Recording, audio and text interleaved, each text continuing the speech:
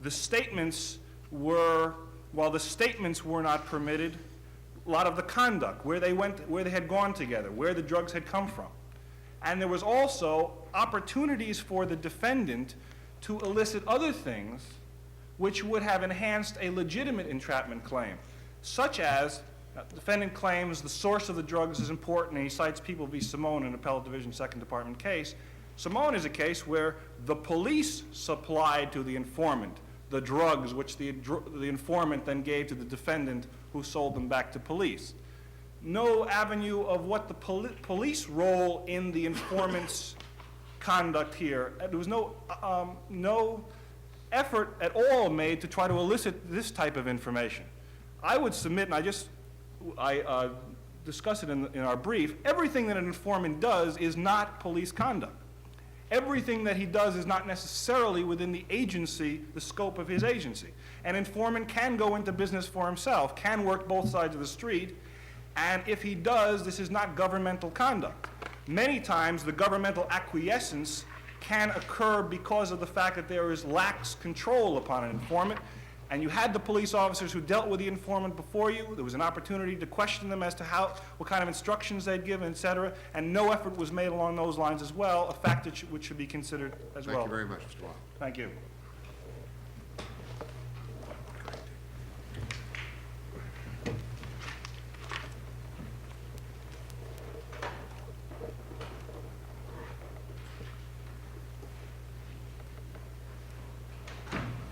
County of Nassau against Cuomo. Ready.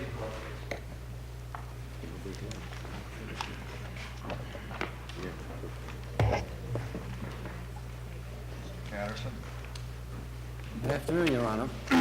My name is James Catterson, and I'm appearing as special counsel for Nassau County, the appellant in this case. May it please the court.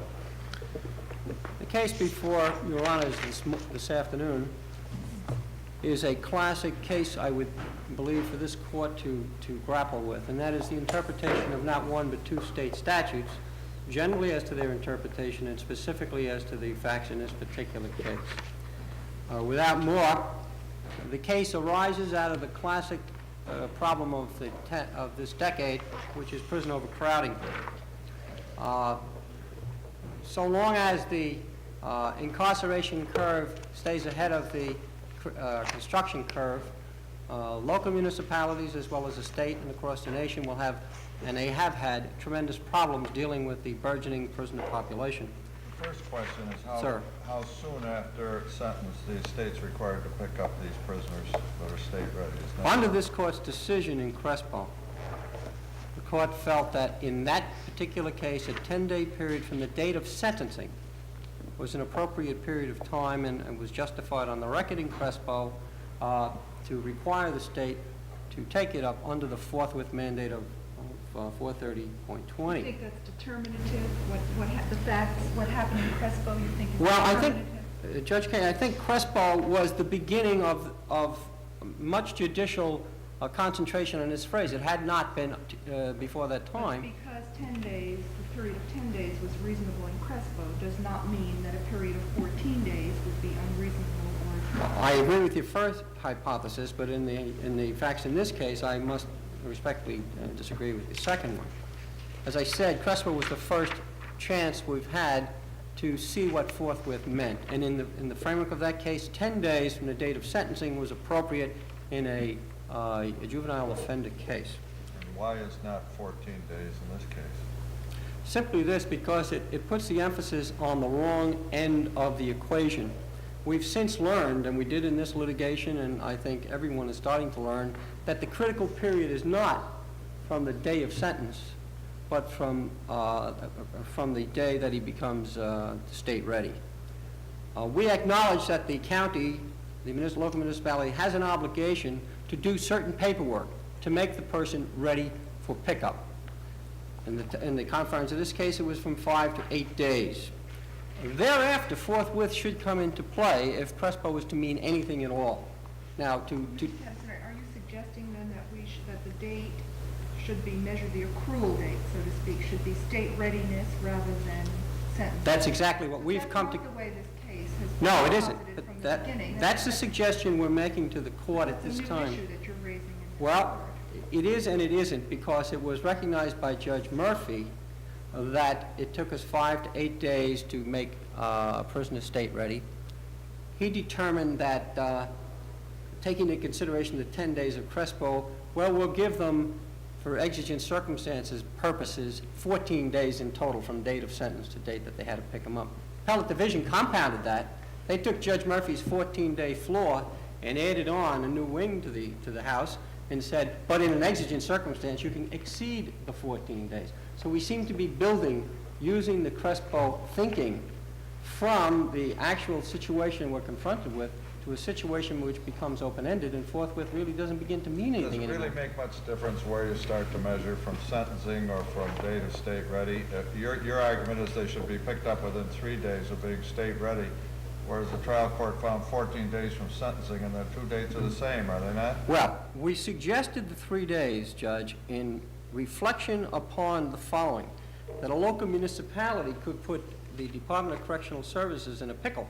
If we had a 14-day outside limit, one municipality can make them ready in 1 day, and then DOCS has 13 days notice. If we stick with 14 days, someone would sit on their laurels, so to speak, take 13 days to make the prisoner state ready, and DOCS would be pushed into a position of trying to accept someone on 1 day notice. We thought a logical and a reasonable explanation or a rationale would be to run the period of time from the time that the prisoner becomes state ready. That puts the burden on the local officials to do what they have to do, and then it tells DOCS that they have to do what they're supposed to do under the statute. What would we look to decide whether the time of sentencing or the time of state readiness is the measuring date? Well, we could do it from the date of sentence. We could do 10 days as in Crespo, 14 days as Judge Murphy said, or 14 days plus exigent circumstances period as the appellate division. And now we have 3 standards. Well, how do we choose the That's measuring date? that's why we suggested in our latest writing to this court that possibly we're chasing the wrong date. Let the county do what they have to do. Make them state ready. They have to take medical examinations. They have to put psychiatric backgrounds together, fingerprints, all that type of stuff. From that point in time, their job is done. And from the date that they call up the state and say, we have the paperwork, come and get them, the state should have a reasonable period, but not 10 days or not 14 days, a reasonable period to take the prisoner off the county's hands. Now, if it takes the county 2 weeks for a medical, then the state ready begins so many days after we call up the state. If it takes us 2 days, we should be rewarded for our diligence and get them off our hands that much quicker.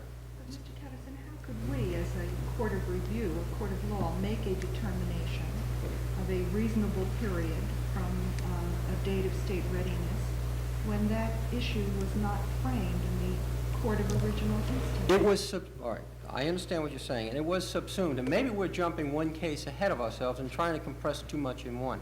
In the context of what Judge Murphy did, he heard all the testimony. He heard that it took 5 to 8 days to make someone state ready. He understood the problems that DOCS was facing, put it all together and come up with 14 days.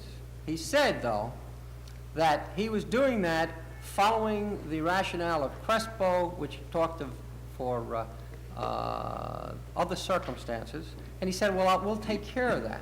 The other circumstances in a particular case meant to the prisoner, not to the overall situation. So what Judge Murphy was doing was giving DOCS a blanket gift. Rather than saying in a particular case you can exceed the 10 days or the 14 days, the 10 days in Crespo, he was saying in all cases you can exceed that 10 days. We'll give it to you. We'll build in a formula that said in all cases you can have 14 days from date of sentence. Appellate Division took Judge Murphy's 14 days, which incorporated exigent circumstances as to the whole instead of as to an individual, and they said 14 days, yes, but except in exigent circumstances in a particular case. To the point we don't know really what we're dealing with. All right, then if the time is to be measured from the date of sentencing, this case has been posited below, you would suggest that the period be 10 days? I would. Or at most 14 days? I would. Thank you for coming to my rescue on that, because maybe in the interest of trying to save time, we may have created a bigger problem than we should have. Now,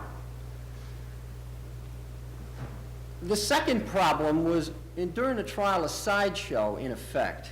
and I don't mean that in a derogatory term, but it tended to take the court's attention off the issue that the county was raising. The county was trying to address its overcrowding problem in a series of moves, only one of which was state readies. They had a construction program, they were farming prisoners out all over the state of New York and still do. We had alternatives to incarceration, and we concentrated on the state readies. It was a little biting to us because it was the state that came down and complained to Judge Pratt that we were violating our federal mandate of population cap by 3, and then we found out that of the numbers that they were complaining about, 26 were state ready, so they put us right into a very difficult situation. A master was appointed, and we had a long series. So then that brought our attention to the fact that the state readies were really contributing to our problem in keeping our population below the federal cap.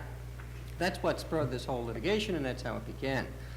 As a counterclaim, the state brought in the fact that the county for some time during this overcrowded situation had refused to accept technical parole violators, claiming that it wasn't practical, and that was the escape valve that the statute built in 259I. They also tried to move to intervene on behalf of the Division of Parole. That was denied. The court permitted the Department of Correctional Services and the governor to interpose a counterclaim that if it belonged to anyone, it was a cause of action on behalf of the Division of Parole. That was briefed by the county. We didn't argue the case below. I think, quite frankly, he did an admirable job in pointing out that the counterclaim should have been dismissed on trial and never been considered on the merits. I'm faced with that proposition. We've argued that in the brief, and I would rather concentrate on the 259I and its operation, because that statutory construction is what is really important to us here. Whether the county has the obligation to accept at all risk and at any time a technical parole violator delivered under a warrant by the Division of Parole, regardless of their ability to house them. Now, of course, Judge Murphy had a lot of other facts before him dealing with Division of Parole, lodging prisoners in the Queensborough House of Detention, and that was a whole other issue. But concentrating on the statutory schema of 259I. 259I was a statute that deals specifically with the procedures and the work of the parole board. First subsection deals with the imposition of minimum sentences. Second subsection deals with parole itself. Third subsection deals with the revocation of parole and the procedures to be employed in revoking one's parole. Fourth deals with hearings, and the fifth is the appeal. The third subsection, revocation of parole, is where the Division of Parole is mandated by the legislature the methods whereby they will pick up someone who they have probable cause to believe has violated his parole. Details how he gets his warrant. In the first subsection, it states that the warrant is sufficient authority for a local holding institution, local jail, to hold such an individual in temporary detention pending the disposition. It doesn't even say pending the disposition. It just says in temporary. The language of the statute constitutes sufficient authority to the superintendent or other person in charge of any jail, so on and so forth, to whom it is delivered to hold in temporary detention the person named. Second subsection talks about if he's placed in a county jail, the state has to pick up the cost. It was $15, now it's $20 a day. Third subsection says who can execute the warrants, any peace officer or parole officer. And at that point in time, we jump down to where a person taken under violation should be taken. It says, as far as practicable, he should be taken. You jumped too late, your time expired. Right. Patterson, before you Yes. leave, may I ask you, there seems to be in this issue as well another point that has emerged as the case has proceeded up through the courts. And as I understand, the appellate division has defined a technical parole violator as someone supervised in the county, whereas you now urge that we change that to that definition to mean a person arrested in the county. Is that correct? Well, I think both the state And you both agree? we both agree that the appellate division erred in that regard because it went against the whole spirit and purpose of the statute of having local adjudication. It would require foreign adjudication in some situations. Thank you, Mr. Patterson. Mr.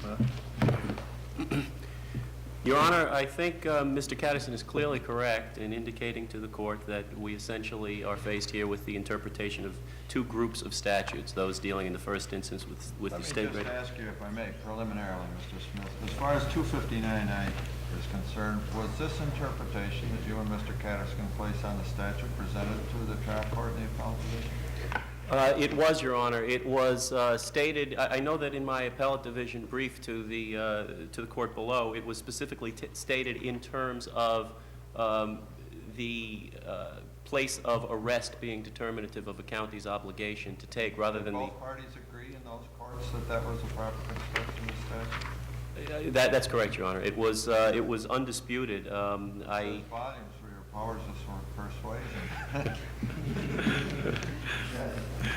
Another issue on which we agree, Your Honor, although as has already been revealed on Mr. Catterson's argument, we have newly come to agreement on this, is on the state ready question, and that is that the time within which the state must accept people from Nassau County, if any time frame is to be established at all in the context of the record established at trial, should be measured from the date of state ready status. We agree on the number of days.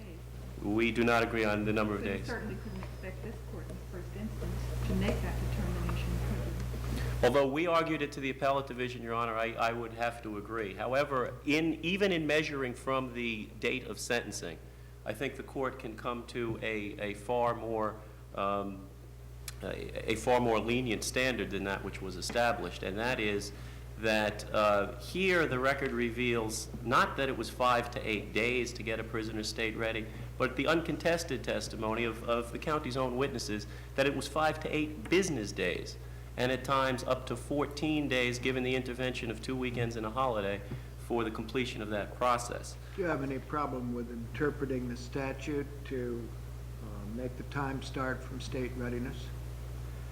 No, Your Honor, I think that in fact that is quite appropriate. Unlike the case in Crespo, where there was no statutory structure similar to for the acceptance of juveniles, similar to that which exists for the acceptance of adult prisoners, that issue just wasn't before the court. Similarly, in Onondaga, there is no indication that the court was faced with any question as to a distinction between state-ready status and newly sentenced inmates. In fact, an examination of that record seems to indicate that somehow Onondaga was getting people state-ready almost simultaneously with their sentencing, unlike the case in Nassau. However, here, where we have both CPL 43020, Correctional Law Section 600 and 601, requiring certain acts on the part of the county prior to getting someone state-ready, a record which shows that it takes 5 to 8 business days to do that, and a correction law provision, Section 137, which requires the state to have all this information available before it can receive and classify an inmate into the state system. I think it is only appropriate to measure from the date of state-ready status. Now, that would lead to the next question of, if that is to be the case, then what is the appropriate number of days? The record here indicates clearly, based on the testimony of the warden of the Nassau County Correctional Center and then Sergeant Weber, the officer in charge of the day-to-day administration of the jail, that when the state was accepting inmates, their testimony varied. One of them said 8 to 10 days, the other said 10 to 12 days after state-ready status was achieved, that there was no problem.